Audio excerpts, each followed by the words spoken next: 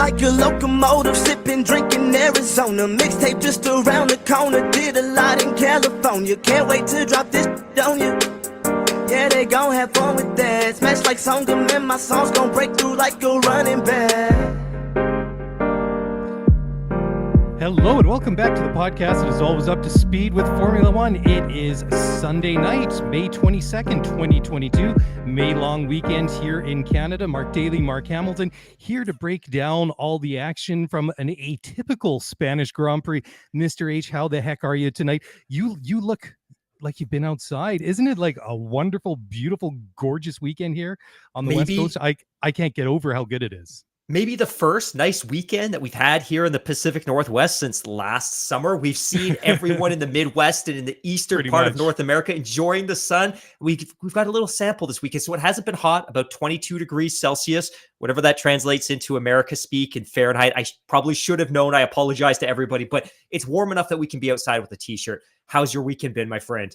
It's been really good. I went out on the bike yesterday, did some stuff around the house, relaxed, and just been chilling out, enjoying the race and everything like that. It's long weekend vibes. Let's put it that way. I got fired up the barbecue just before we sat down. I got the kids watching that. So we'll throw some burgers and stuff on after we're done and just enjoy it all. But we're not here to talk about barbecues. We're not here to talk about the weather, although we will talk about the weather in a moment here. But for another reason, it was the 2022 Spanish Grand Prix this weekend. And by Spanish Grand Prix standards, it wasn't too bad. The result, I think, was I have to admit, it wasn't what I was expected based on what we saw on Saturday.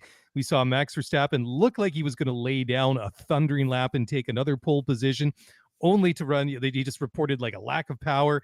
And Charles Leclerc out of nowhere looked like he was going to have a stinker of a hot lap after spinning on his first hot lap in Q3, and then just nailed his sector 2 and sector 3.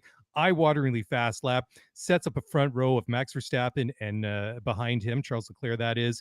And then you had Sergio and Carlos Sainz on row 2, I guess in 3 and 4.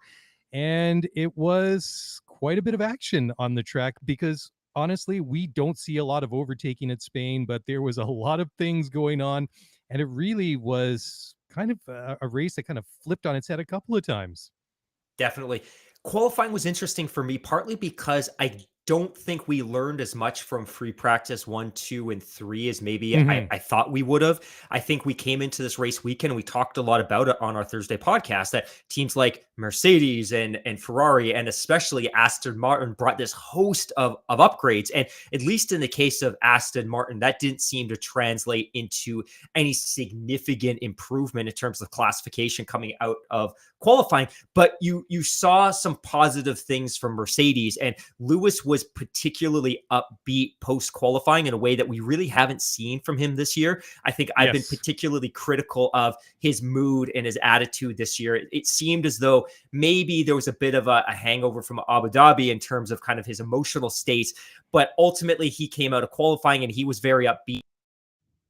As upbeat, but we also had that front row, which was Charles Leclerc and Max Verstappen, the two title contenders, and that wasn't particularly surprising. Of course, that's not necessarily the way the race finished, but I think it was a good qualifying session, other than the fact that Aston Martin was dreadful, woefully uncompetitive in those sessions. Well, we were making jokes about it on the Thursday show that it was the red-green bull, and it actually turned out to be the dead bull because the so-called carbon copy of the Red Bull didn't really pan out for them. I mean, Sebastian and Lance, they qualified in 16th and 17th, and far out of the contention in the race itself. I mean, in qualifying, but I mean they had some moments during the race. But let's just take a quick look because I did misspeak to the starting grid because I mean it was really a lot of action, a lot going on.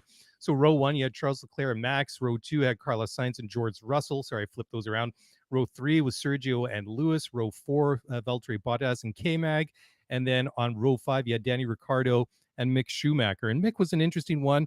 He got into Q3. I guess that's the first time in his career he got into Q3. He showed some flashes of things, but then, the big talking point, of course, in qualifying was Max losing power on that last hot lap, but somehow he was still managed to hold on to that P2, keep that starting place on the front row. and that was a bit of a miracle. I mean, he was still maybe about not quite a tenth ahead of Carlos Sainz, maybe about a quarter second off of Charles Leclerc, and it really looked like it once the race started. Max and Charles, I think they both had very good starts, and Max really trying to get it or get round Charles in the first corner. He got close, but couldn't quite make a move work. And then we saw a lot of stuff going on a little bit further back. We saw George and Sergio tap wheels going into turn 2. And then we saw Lewis and Kevin Magnussen tangling up, and both of them dropping right back to the end of the running order. Magnussen never really recovered, but I would not have expected what was going to transpire, because it was just really fascinating. Because I mean, Charles was kind of like off in his own little world, right?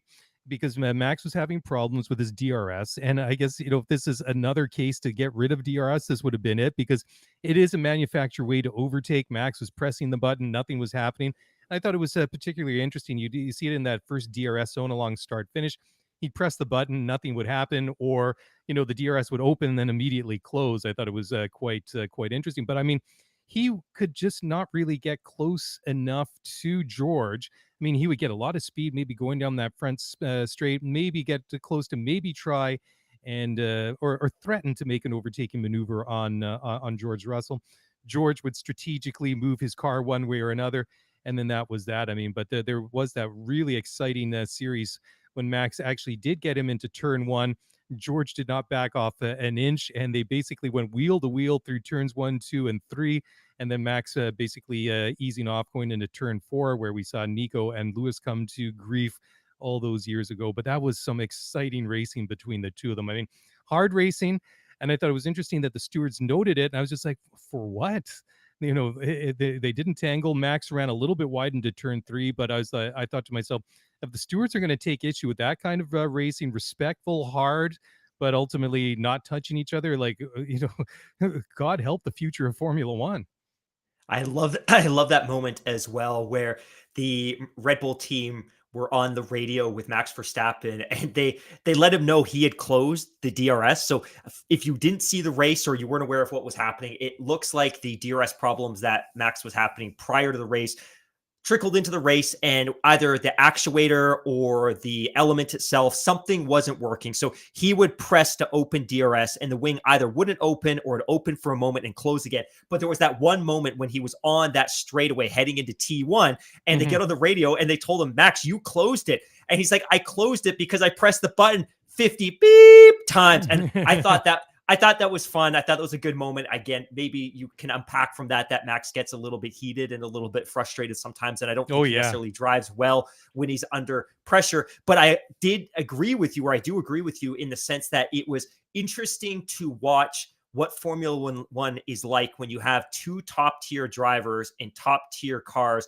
going wheel to wheel without the manufactured aid of DRS. And it got me thinking along the exact same path that you were going down, which is, what would the sport be like without it? And we know that ideally the FIA and Formula One want to rid themselves of DRS. They want to get rid of this manufactured driver aid.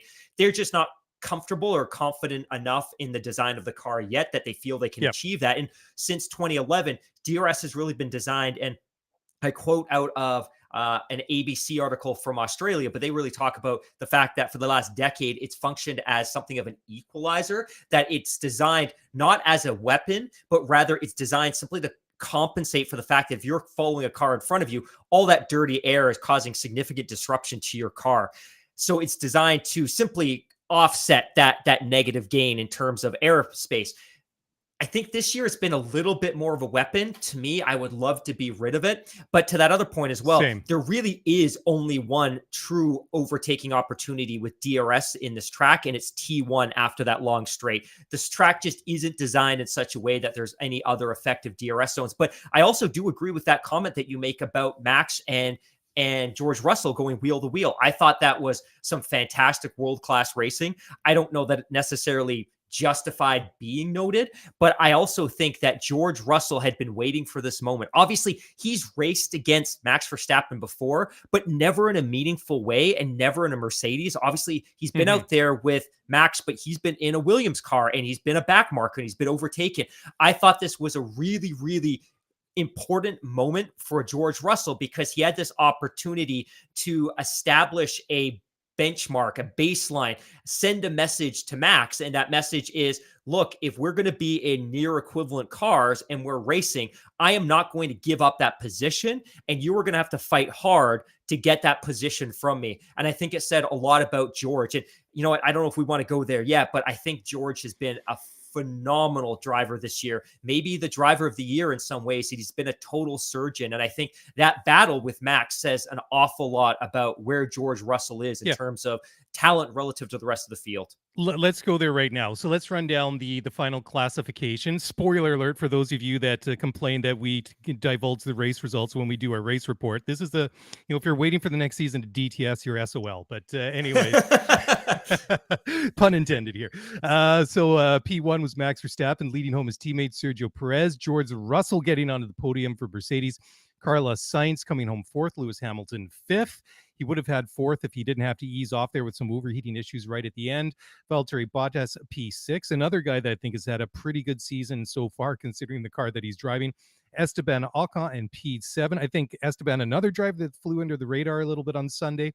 Lando Norris, who was subsequently diagnosed with tonsillitis, getting into the points in P8, which is phenomenal considering he's been struggling all weekend long physically. Fernando Alonso at his home Grand Prix coming home P9, which is a great result considering he didn't qualify that great, took a grid penalty for an engine change, still managed to get a couple of points at the end of the race.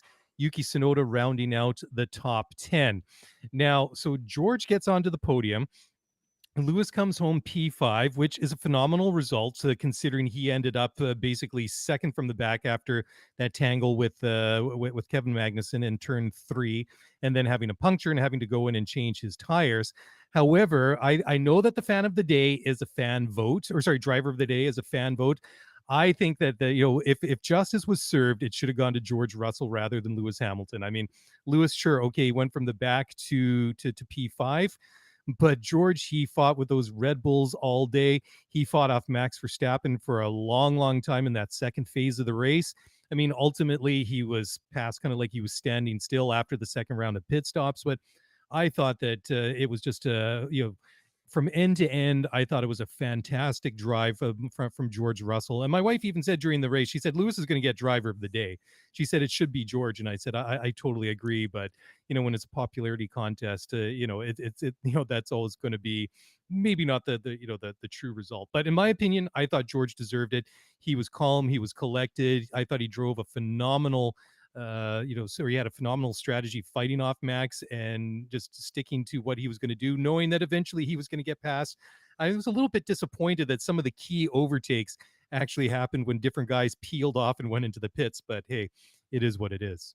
And I'm quoting from racer.com here, but they quote George Russell as saying, I feel like this is the start of our season now. I think we probably have, he says, I think we probably have the gap to those front runners compared to the rest of the season. And I think we know there's probably more performance to find. It's been a season of problem solving as opposed to trying to find more performance and bring more performance to the car. I think we've now finally solved our issue, and that issue being porpoising, and we can now focus on bringing more performance. So yeah, we're 6 races behind, but there's no reason why we can't claw this back. And it was reported this last week that when Mercedes did their recent filming session, so I believe it was at Paul Ricard, they had 100 kilometers of lap distance, and it's called a filming session. Teams get 2 of these a year, but really it's an informal testing session. It's been speculated or rumored that it was there that they were able to finally address and mediate and resolve their porpoising issue. So obviously they brought a slew of upgrades this weekend. It's understood that some of those upgrades were tested at Paul Ricard. That's where they were able to once and for all solve this porpoising issue, which should get them that half second that we've reported they were probably losing per lap leading up to this. And so the car George Russell, it looked fantastic. And you could see on the broadcast that bouncing seems to have been significantly significantly reduced, or if not removed entirely. So obviously he's in a really good headspace. And again, I don't necessarily, especially given the fact that I've been so critical of George Russell in the past, especially when he was a Williams driver last year. And I think at one point I was even given this hot take that, hey, maybe the reason that car was underperforming wasn't because the car was bad, but George Russell maybe wasn't as good as some people suggested that he was. But if you look at the constructors this year and you look at George Russell's individual performances, 4th in Bahrain, 5th in Saudi, 3rd in Australia, 4th in Imola, 5th in Miami, 3rd in Spain. He hasn't, despite all of the challenges that they've had with that car this year, down on power, porpoising issues, despite all of the issues they've had, he hasn't finished out of the top 5, and he's currently sitting 4th in the Drivers' Championship at 74 points. So he's 36 points off the lead, obviously Max Verstappen, which we'll speak to in a couple of minutes, but he's done a heroic job getting that car into the top 5 every single weekend. And again, that might be a little bit misleading because if you look at the race classifications for some of those results, he's far off the podium and far off the race finisher. Sure. But I think this weekend showed that Mercedes are now a contender for a constructors. Yeah, absolutely. And I think that, that delta between, like you say, between him and the drivers at the front, that's quite a bit. But the important delta is between himself and his teammate. And granted that Lewis has had issues this year, the car hasn't been to what he likes, what he expects. I mean, we had Toto on the radio after, I think it was Imola, apologizing how bad the car was. But, having been said that, I'm just going to put this out there. I'm just going to put the facts where they are. And I'm not going to try and suggest or infer anything from it that, George is better than Lewis. But I mean, at this point during the championship, George has been able to do more. Like you say, he's got 74 points, which is 28 more points than his teammate Lewis Hamilton, who's 6th in the Drivers' Championship with 46 points. And I mean, Lewis must be, exceptionally frustrated because he takes this thing to P5 after everything that happened at the beginning of the race, sees his teammate get onto the podium. If you're Lewis, you got to be frustrated and thinking, I could have been up there. Maybe I didn't have enough to get higher than the 3rd step on the podium, but if George is on the podium, that could have been me as well. And I think it's a great point. I think it's a great comment from George Russell, despite all the struggles that they've had with the car and even a little bit of bad luck that you don't typically see from or happen to Mercedes or to their drivers, that where they are right now, like you say, they're 3rd in the Constructors' Championship. You got Red Bull on top with 195 points, Ferrari at the 2nd with 169. Again, they left a lot of points out on the track here, and that's going to be a legit concern because if they don't get their act together, they could be dropping through because, I mean, they're only 49 points ahead of Mercedes, who are 3rd in the Constructors with 120. So all of a sudden, this has become more of a 3-way race. I mean, to think that Mercedes could be challenging Red Bull at this point seems like a bit of a stretch, but hey, Red Bull has not been bulletproof this year. I mean, at times the cars look like glass. I mean, we saw the DRS today. We saw what the issues that Max had in practice, or sorry, not in practice, but in qualifying yesterday, and we've seen it with DNFs throughout the season so far. So there are weaknesses there, and if Mercedes are getting their act together, I guess I don't think it's too far fetched to say it's a bit of a shot across the bow to Red Bull and Ferrari. That Mercedes is maybe signaling to them is like, okay, maybe they're not quite there to win races just yet. I mean, Monaco's a lottery. Anybody in any car can win Monaco. Even a Haas could win, and even a Williams could win given the right circumstances. But I think that what Mercedes did in Spain this weekend basically says, if you guys wrote us off, it's far too soon. We've only got a half dozen races under our belt. We still have about 18 races to go for this year, 17, 15, whatever it is. And the point is, still a lot to go before this championship is done and finished and dusted for the year. And I think that you can't count them out. Do so at your own peril. I just want to make sure that people know that I'm not going to, because I'm criticized for being a Lewis homer for obvious reasons, I'm not going to give him a ton of flowers today. I get it, P5. It could have been a P4 if not for the fact that they encountered that cooling issue that could have resulted in a DNF. We all heard the radio. But let's also be honest that Lewis asked the team early on in this race if he should retire the car to quote unquote save the engine, that he was in a mental space after he came together with Magnussen. He had that puncture. He went in, he's at the back of the field. He was openly volunteering to retire that car. And I thought it was shocking. I think it was Bono that was on the radio that said, no, Lewis, we still think a P8's possible. But the reality is in a Formula One race, in a MotoGP race, anything can happen at any time. It just takes a safety car, a collision, something unexpected to happen in the pits, and all of a sudden you can catapult yourself deep into the points. And the reality, if he had if he had retired as he volunteered to do, then he wouldn't have scored any points, and he scored a P5. And maybe I'm making a lot out of this, but that bothered me a little bit, that It's the he's same, in a 100%. presumably healthy car and he's ready to retire. And if you go back to 2019 in Germany, he volunteered on the radio to retire as well. He stayed out. I think he scored a P9. But at least in that case, the track conditions were terrible and he had a small crash. There was damage to the car. In this case, presumably the only damage was that tire that had been replaced. Like, why not stay out there and fight to get into the points? A P10, a P9 is better than a voluntary DNF. And ultimately, what are you saving that engine for at this point in the season? If you took a new power unit in Monaco, the reality is it's a 3 grid place penalty anyways. Who cares? So that rubbed me the wrong way, and I'm probably blowing it out of the water a little bit, because I think what happened is the fact that then he scored that P5 just reinforced the fact that he should never have been asking that question to begin with. But his pace looked phenomenal once he got going. He had at one point, I think, the fastest lap. He cracked 125.1, then he went 124.1 on the next lap. He was clocking in some major laps, and it showed that the Mercedes, at least on those soft tires, has pace equivalent potentially to the Ferrari and the Red Bull.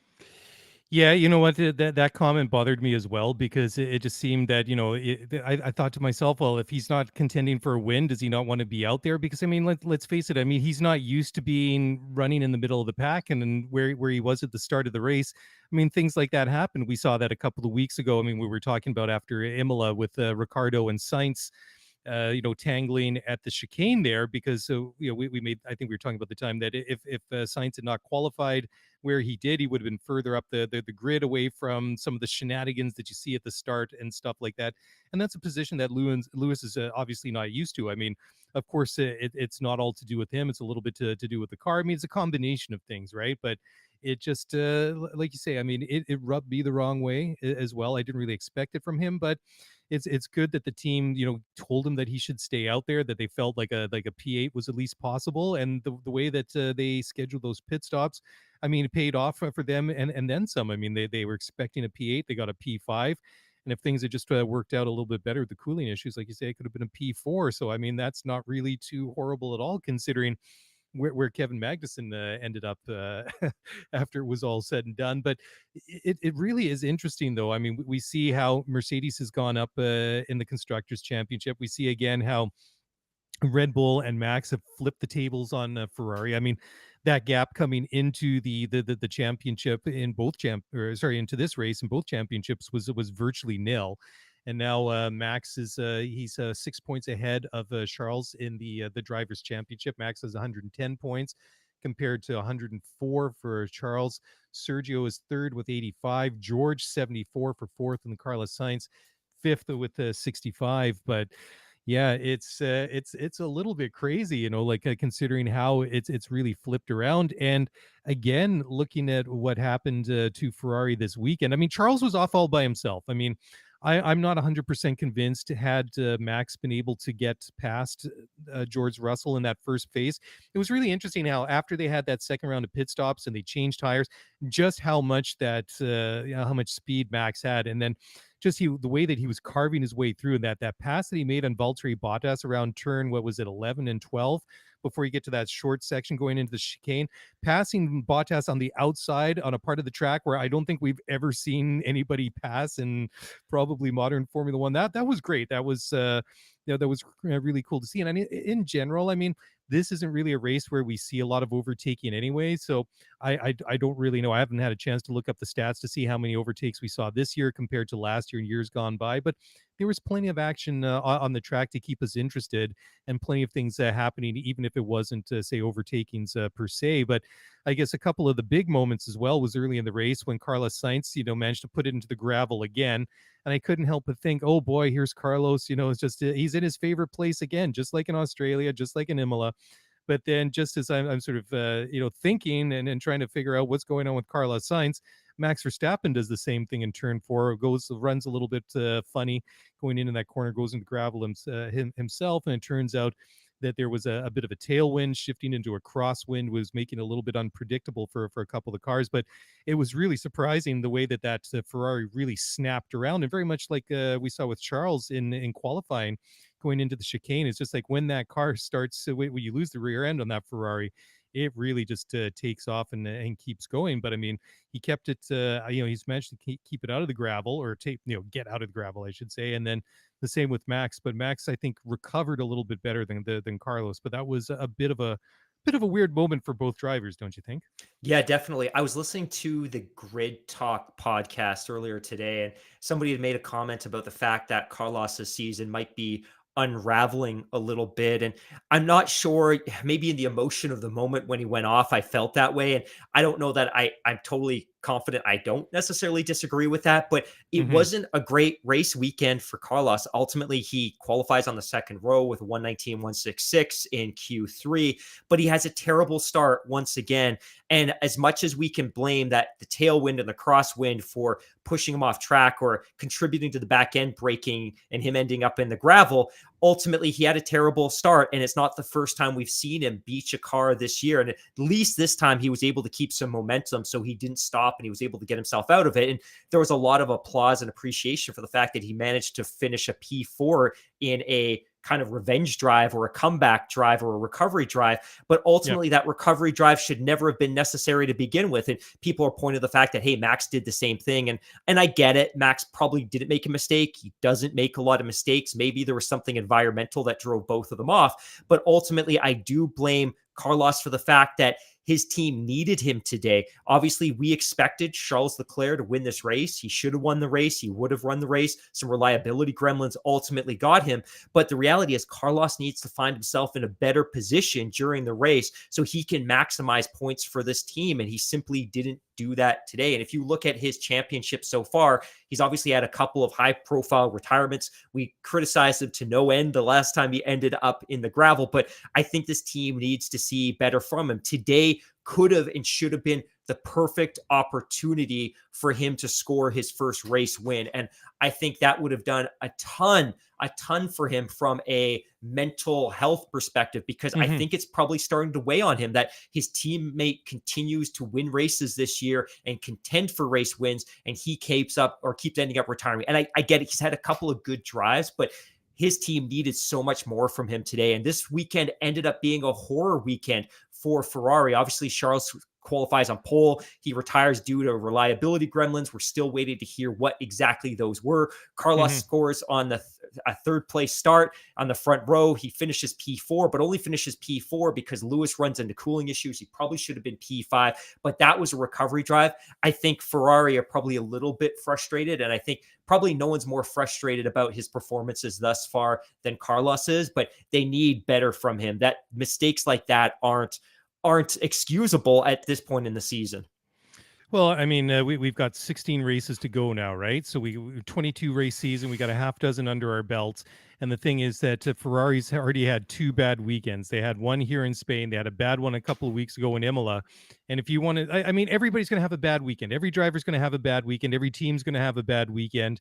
But if you want to be a title contender, you've got to obviously move beyond it. But then, the margin, the window or the opportunity to have those bad weekends, they shrink. You can't have them. You can't have two in a month, especially if you've got designs on a championship like Charles and Ferrari do, because now like that margin is just a razor thin. I mean, we talked about it last year after Baku, when Max had like that, his tire blew up, he crashed into the wall. We kept, I think we said at the time, you and I, that this could be one of those races that if Max loses this championship, he can look back at to, and he didn't have too many more races like that, right? I mean, he didn't have like too many DNFs where he did compared to the year before in 2020.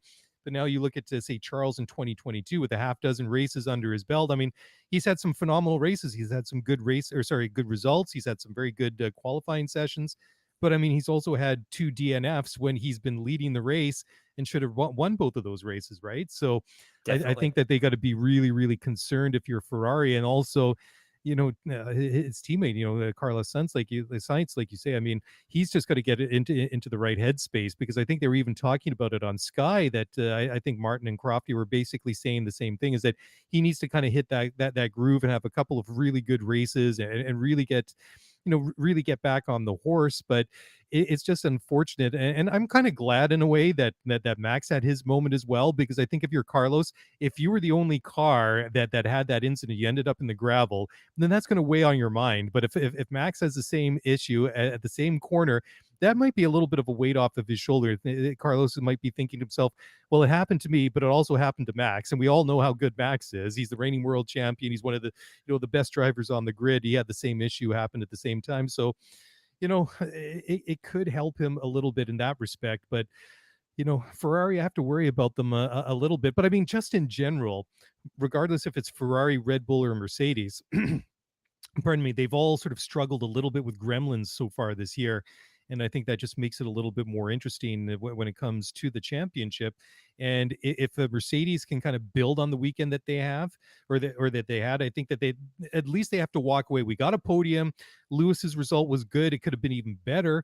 However, there's a lot of positives. And if they can insert themselves into that conversation for the championship or championships, I think it just makes 2022 that much juicier when it comes to. I think, okay, well, we got like 6 drivers and 3 teams that have a legit opportunity to win a race, and 3 teams that could win a championship. So I think it Since bodes well, right?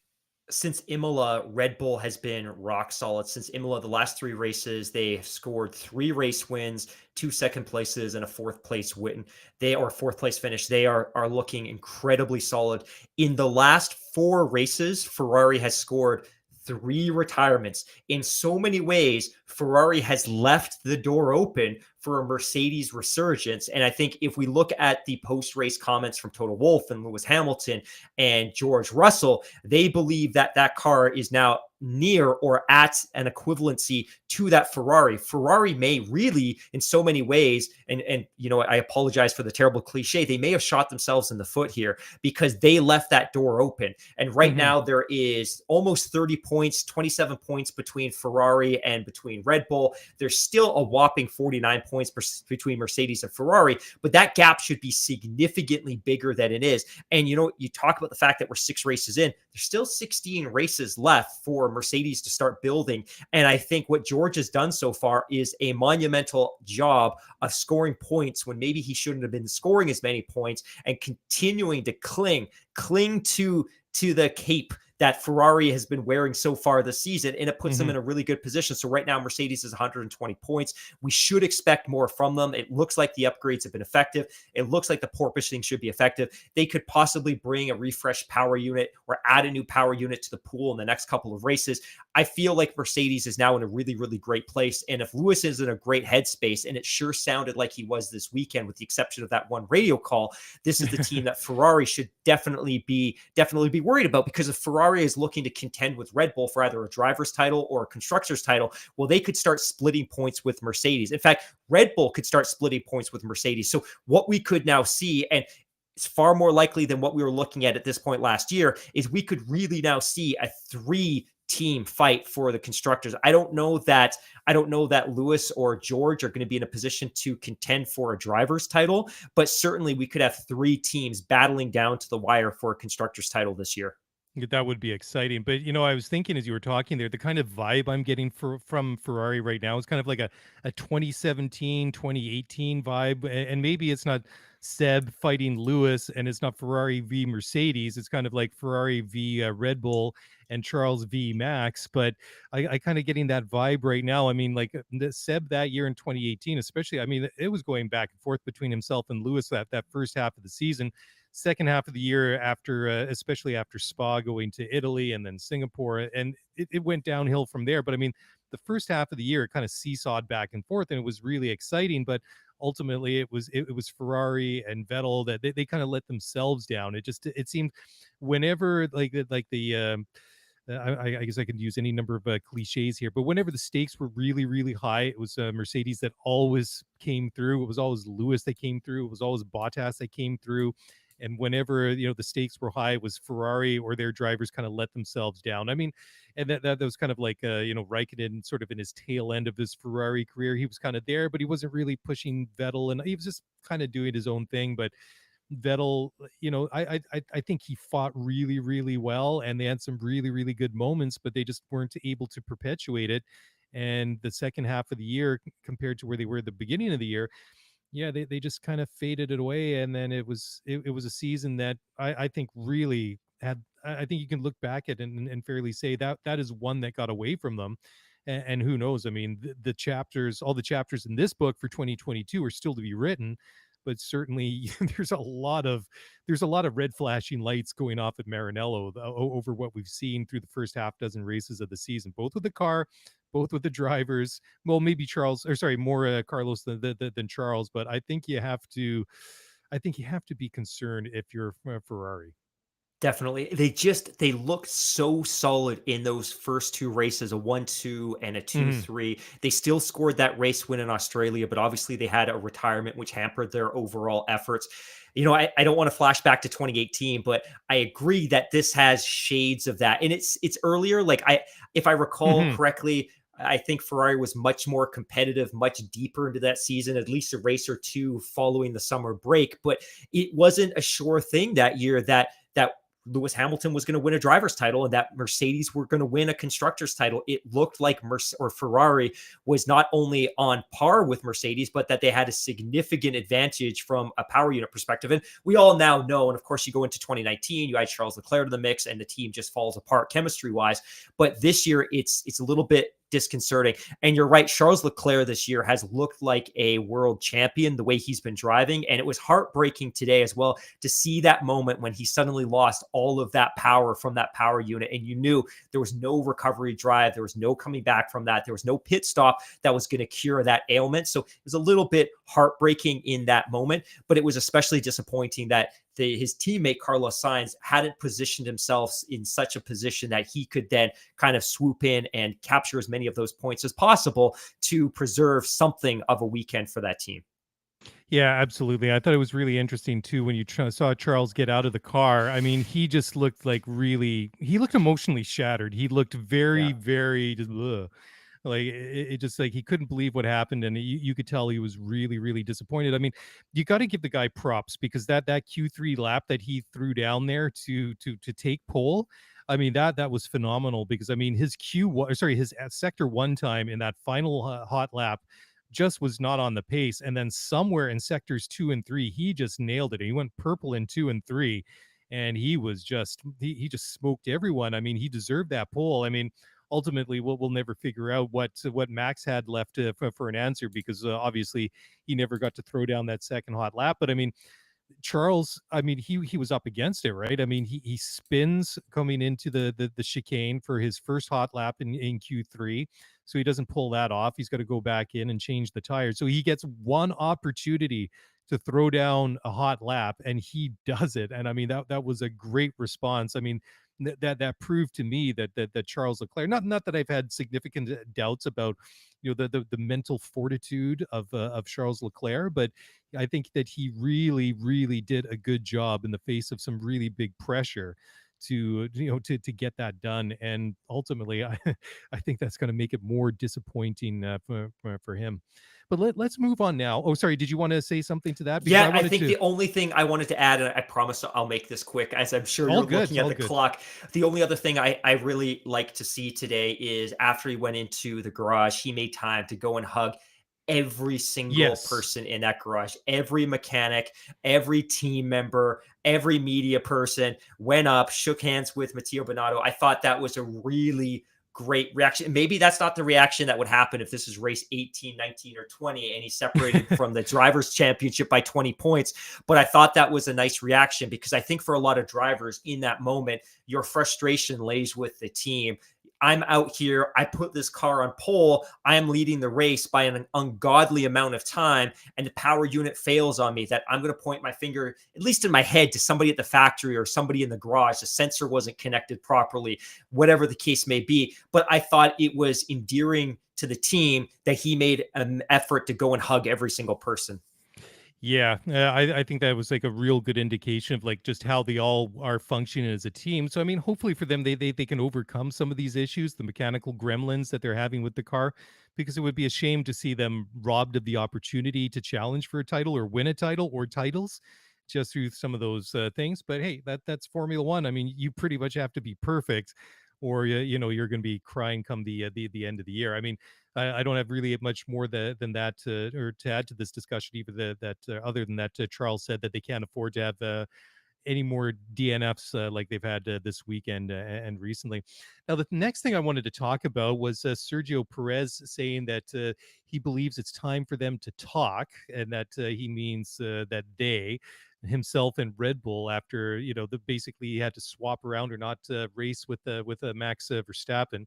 And I really don't know if there's really too much in this one. I mean, basically, I'll read the quote. So, anyways, they talked about it, and Sergio's kind of quote was, "I'm happy for the team, but we need to speak later. I think it was close, but at the end, it is a great team result. I'm happy for that." We were on different tire strategies at the time. I let Max by in the beginning. I thought it was time I could go by and not lose crucial seconds to make my strategy work. But anyways, it is a good team result. End quote. So, Mark, I don't know if there's much of a discussion here. Max is the reigning world champion. He's been the big dog at Red Bull for a number of years. Why did we see Danny Ricciardo leave after 2018? He saw the writing on the wall. He knew that this was Max's team. Everybody was going to be pulling and working hard for Max. And honestly, I can sympathize with Sergio, but I don't really think that there's too much for him to really argue. I mean, I think he's justified in voicing those concerns or his opinions that when it comes to team orders. But at the end of the day, he's the number two at Red Bull. He's the number two to Max's number one, both figuratively and literally, because Max is rocking the number one on his car, and he is the number one driver in that team. And he's basically the Valtteri Bottas or the anybody else that's always a number two in that team.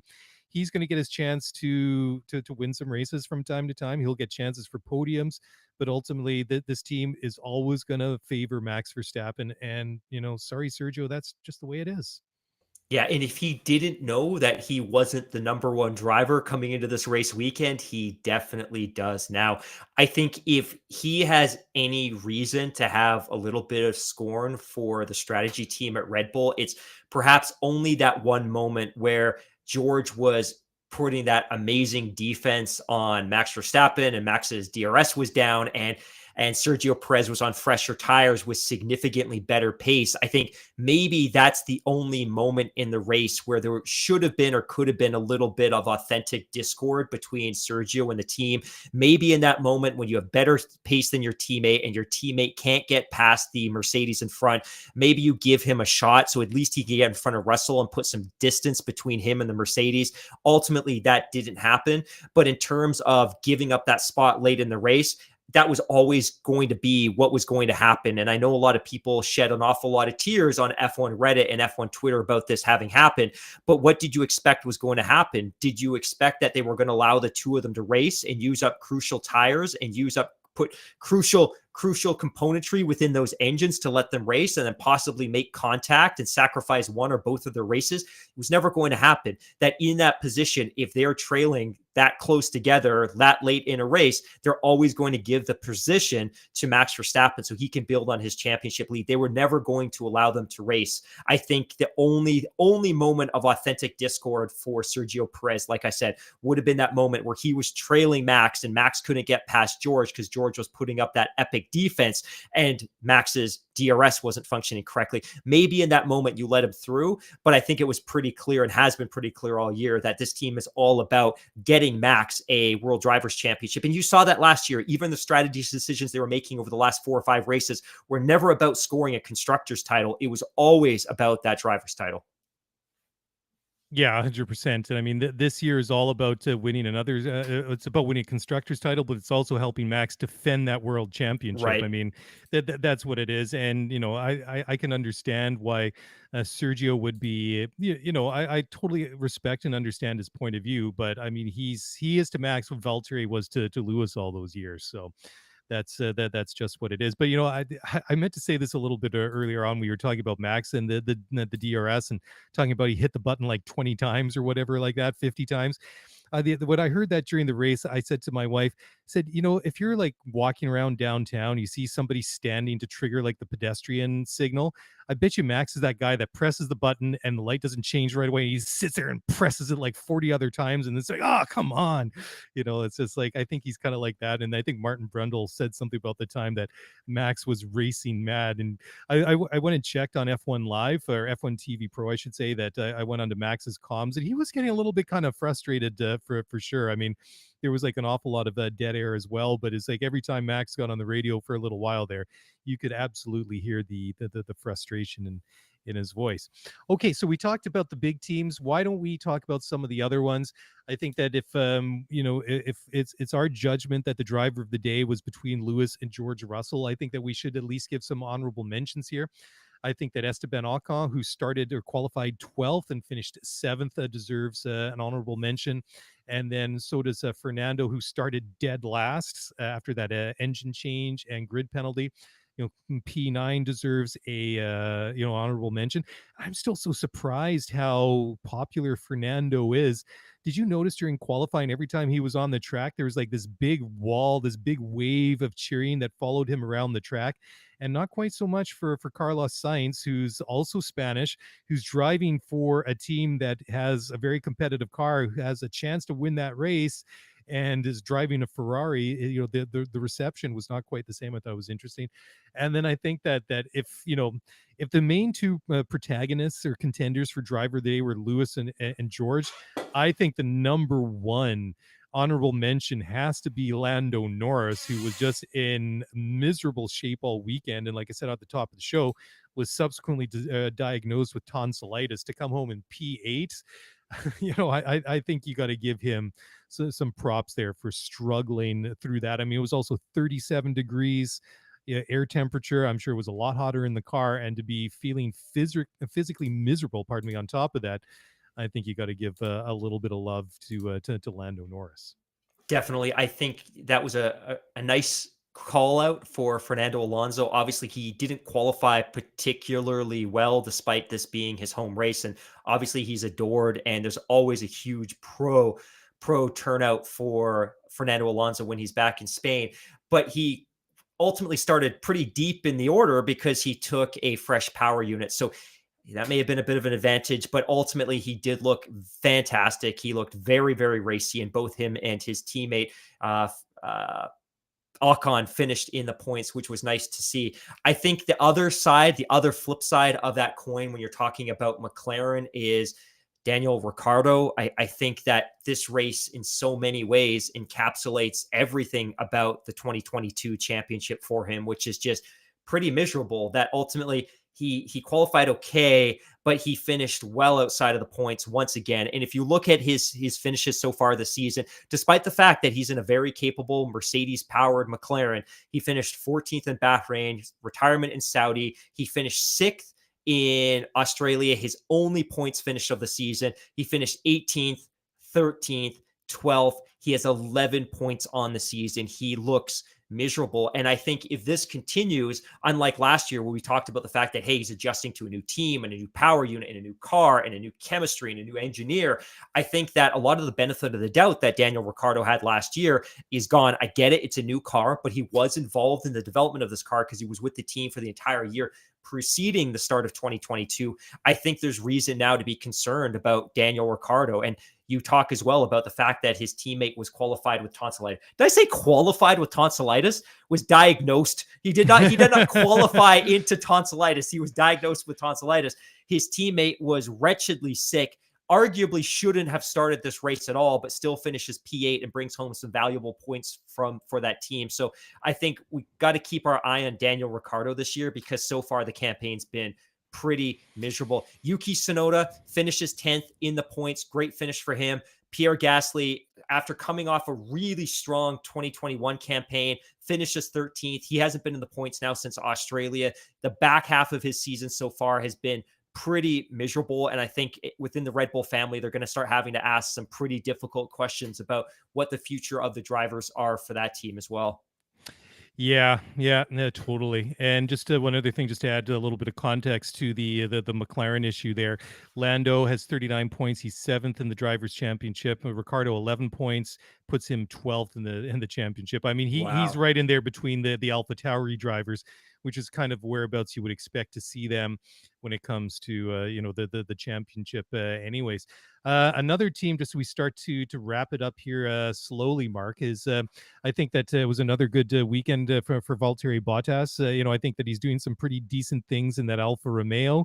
It's not what you'd expect to see as a team like that where they are. Bottas. I mean, he was sixth. I mean, he was quite a bit off the pace, but he was one of the last cars, one of the only few cars that didn't get lapped because.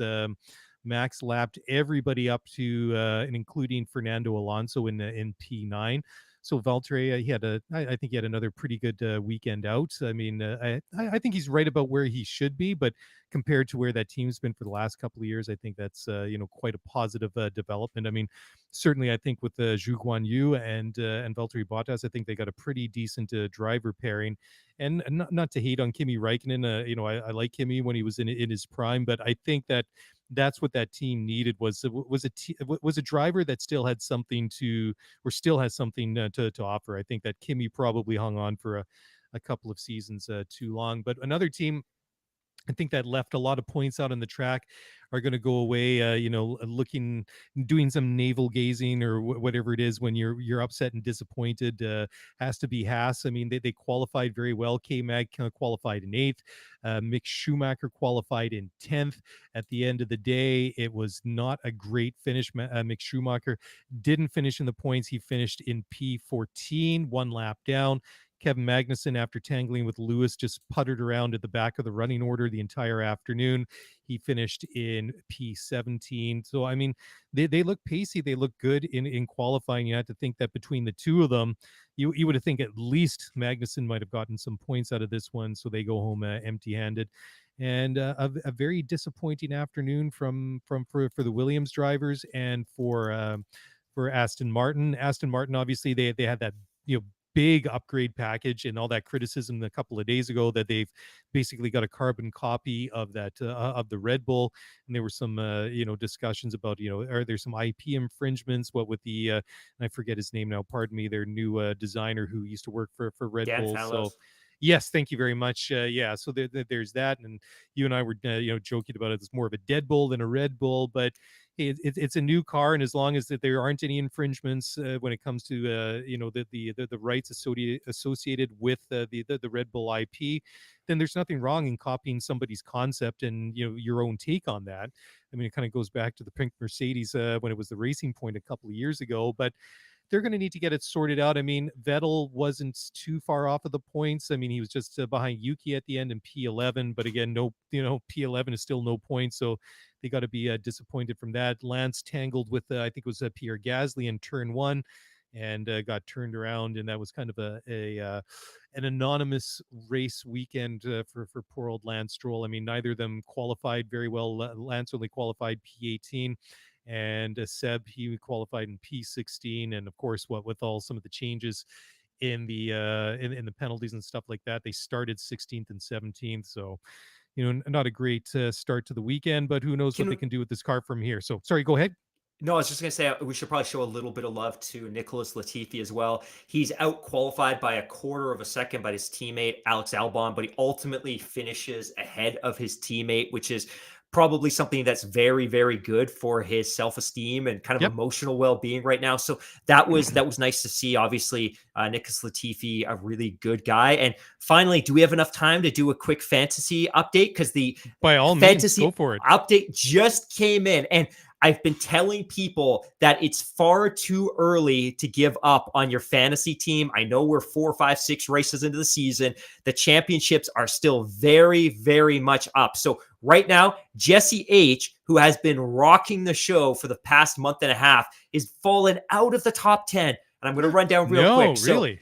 Entering the top 10 at number 1, Thaddeus F. with 1,400 points. Number 2, Hannibal M with 1,384 points. Bradley P with 1,354 points. Number 4, Matthew B. The Scuderia Ballard, 1,353 points. Number 5, Jeffy O with 1,349 points. Number 6, Cameron N, 1,346 points. Number 7, Scuderia K's, Roland K, 1,345 points. Number 8, Scuderia, I can't quite read that because my vision's not great, but number 8, More T, 1,336 points. Number 8, Aziz Motorsports, Aziz H, 1,136 points. And then number 10, so those last two are tied for number 8. And number 10, Marshall W, 1,333 points. So the championship, the Scuderia F1 featuring Vincenzo Landino Fantasy Super League, has been flipped on its head. So if you are still playing, continue to do so. Continue to update your team. Keep your eyes on the standings because there's a lot of championship left and a lot can still happen. Yeah, absolutely. Wow, that's some big changes in the fantasy league this week. So that's pretty cool. So watch this space, as they say. Well, sir, I don't have anything else to add to this one. I think it was enjoyable as far as it goes for the Spanish Grand Prix. Lots of interesting things happen both on and off the track as we've tried to break down as best we can. But hey, it's time to park it here. We still have another day to go on this long weekend. So on behalf of myself and Mr. Mark H. Oh, one thing I just wanted to mention, I had an email just to really quickly here from JJ in H-Town it was after the last race. And JJ wasn't too happy about some of the, I think it was the commentary on the, where is it now? On F1 TV Live. I think it was more to do with the actual F1 TV Live rather than the international feed. So if you're watching the F1 like F1 TV Pro, you can swipe to the right and go from F1, I think it says F1 Live or whatever, go to international. You can switch between them because he wasn't very happy with very pleased with the color commentary from John Watson a couple of weeks ago. I think JJ was thinking it was John actually watching awful. the same race as the rest of us were. It was awful. Yeah. Swipe to the left to go down, pick international. You'll get Crofty and Brundle. Brundle maybe has his issues on the pit walks or the grid walks, but that's something different. I still think that Crofty and Martin Brundle and the Sky team do a fantastic job. So, JJ, maybe consider checking that out. Anyways, barbecue calls, long weekend calls. On behalf of myself and Mr. Mark Hamilton, thank you for listening, downloading the show. Thank you for for those of you that popped into the live stream on YouTube tonight. If you want to get in touch, send us a tweet at ScooterF1Pod on Twitter. Send us an email at scooterF1Pod@gmail.com. That's it. That's a wrap. Catch you guys in a couple of weeks. But for now, have a great weekend, and we'll talk to you again very, very